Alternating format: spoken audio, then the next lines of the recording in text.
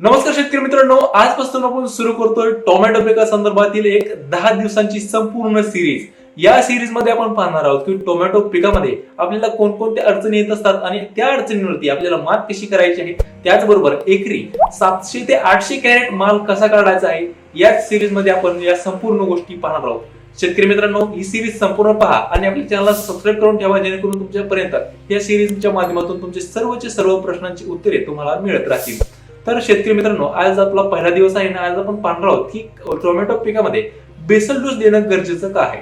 तर शेतकरी मित्रांनो, बेसल डोस देणं का गरजेचं आहे, तर हे टोमॅटो हे पीक हे दीर्घकाळ म्हणजेच 3 ते 4 महिने चालणारे हे पीक आहे, त्यामुळे त्यामध्ये बेसल डोस देणं गरजेचं आहे। कारण की अन्नद्रव्यांची कमतरता आपल्या टोमॅटो पिकाला होऊ नये आणि आपल्याला जेवढा माल आपल्याला सुरुवातीला निघतोय तेवढाच माल आपल्याला शेवटपर्यंत निघावा, यासाठी आपल्याला बेसल डोस देणं गरजेचं आहे।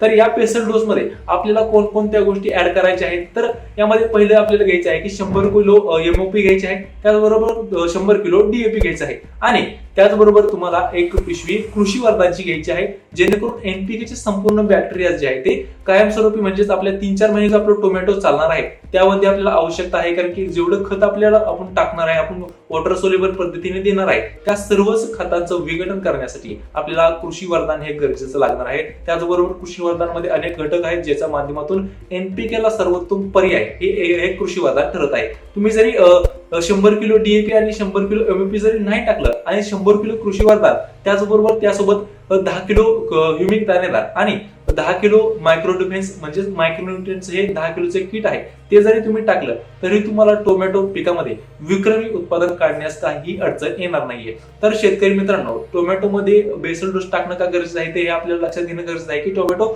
दीर्घकाळ चालणारं पीक आहे, त्यामुळे आपल्याला पहिल्या दिवसापासून चांगलं उत्पादन म्हणजे चांगलं आपल्याला झाड सेट होण्यापासून ते चांगलं उत्पादन घेईपर्यंत आपल्याला सर्वच गोष्टींचं आपल्या झाडाचं काळजी घेतली तर आपल्याला चांगलं उत्पादन घेता येणार आहे। त्यामुळे टोमॅटो पिकामध्ये बेसल डोस टाकणं गरजेचं आहे। त्यामध्ये आपण सेंद्रिय खत देखील टाकणं गरजेचं आहे, कारण की टोमॅटो पिकामध्ये चांगले उत्पादन आपल्याला पाहिजे असेल, आपल्या फळावरती चांगली चमक पाहिजे असेल तर आपल्याला शेणखत देखील टाकणं गरजेचं आहे। आणि तुम्ही जर पावसाळ्याच्या मिड तुम्ही टोमॅटो लागवड करत असाल तर तुम्ही अशा वेळी कोंबड खतही टाकू शकता। शेतकरी मित्रांनो, बेसल डोस टाकणं का गरजेचं आहे ते आता आपण पाहिलेलं आहे। तर आजचा आपला हा पहिला दिवस आहे। आपण शेतकरी मित्रांनो, उद्या आपण पाहणार आहोत की रोपे आपली स्थिर होण्यासाठी, आपली रोपे सेटल होण्यासाठी आपल्या शेतामध्ये आपल्याला रोपे लागवडीनंतर आपल्याला कोणत्या उपाययोजना करणं गरजेचं आहे ते आपण उद्याच्या भागामध्ये पाहणार आहोत। तर शेतकरी मित्रांनो, आज इथेच थांबूया।